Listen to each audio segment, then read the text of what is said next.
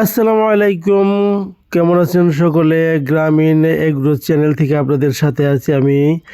এখানে দেখতে পাচ্ছেন খুব সুন্দর একটি মসজিদ করেছিলাম 2020 সালে। এটা আমার নিজের বাড়ির উপরে। এটা হচ্ছে খাসিরচর লাঙ্গুলি জামে মসজিদ। তো লাঙ্গুলির মধ্যে পড়া এই মসজিদটি 2020 সালে নতুন করে ডিজাইন করে আমরা যখন করেছিলাম, তখন এলাকার মুরব্বীজনরা কিছুটা এভাবেই করতে বলা হয়েছিল। ডিজাইনে কিছুটা এলোমেলো আনা হয়েছে। আর এখন নতুন করে যেহেতু মসজিদের জায়গা হয় না, সেক্ষেত্রে দোতলার কাজ ধরা হয়েছে। এখন দোতলার কাজ ধরার পরে এখানে যে কিছু কলম আমরা এখানে উঠিয়ে রাখছি দোতলাতে। আর হচ্ছে অজুখানাটা নিচ থেকে করতেছি এবং দোতলার পাশেই দক্ষিণ দিকে আমরা অজুখানাটা করব। তো সেই ক্ষেত্রে সেই কাজের জন্য এখানে কিছু মিস্ত্রি নেওয়া হয়েছে। আর মিস্ত্রিরা এখানে কাজ করতেছে, খুব সুন্দর ডিসেন্ট মতো কাজ করা হচ্ছে।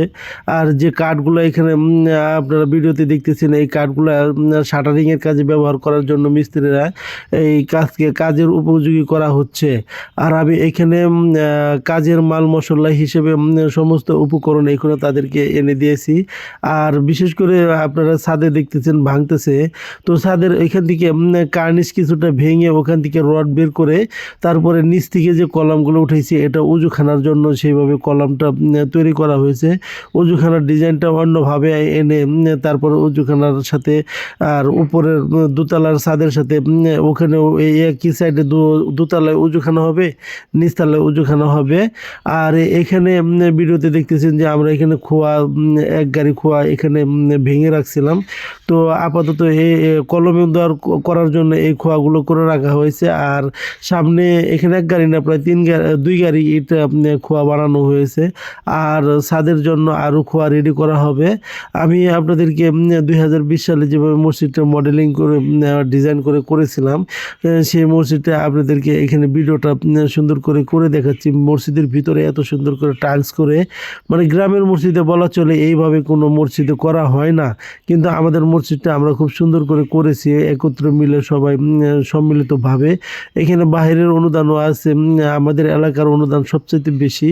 আর বাহিরের কিছু মানুষ হয়তো ফাঁকি থেকে কিছু 2-1 লাখ টাকা এখানে দিয়েছিল অনুদান হিসেবে। তারপর আর যাবতীয় সব টাকাগুলো আমাদের গ্রামের মহল্লাবাসী এবং উচ্চবিত্ত যারা আছে তারা কিছু কিছু বাড়িয়ে দিয়ে তারপরে এই মসজিদটাকে সুন্দর করেছি এবং রং করেছি।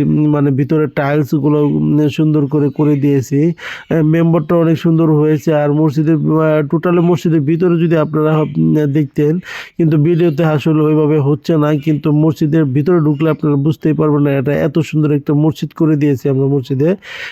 সম্পূর্ণ মসজিদটা ডিজাইন অনুকরণ করে করা হয়েছে। আর মসজিদের কাজ অনেকটা বাকি আছে, যেহেতু আমরা দোতলার কাজ ধরেছি। এখানে দোতলার কাজের জন্য যে মাল মিটার এখানে এনে রেখেছে, সিমেন্টের আর রাজমিস্ত্রির যাবতীয় উপকরণ এগুলো সব এখানে এনে তারপরে ছাদে সুন্দর মতো কিছু কলাম করে রাখা হয়েছে।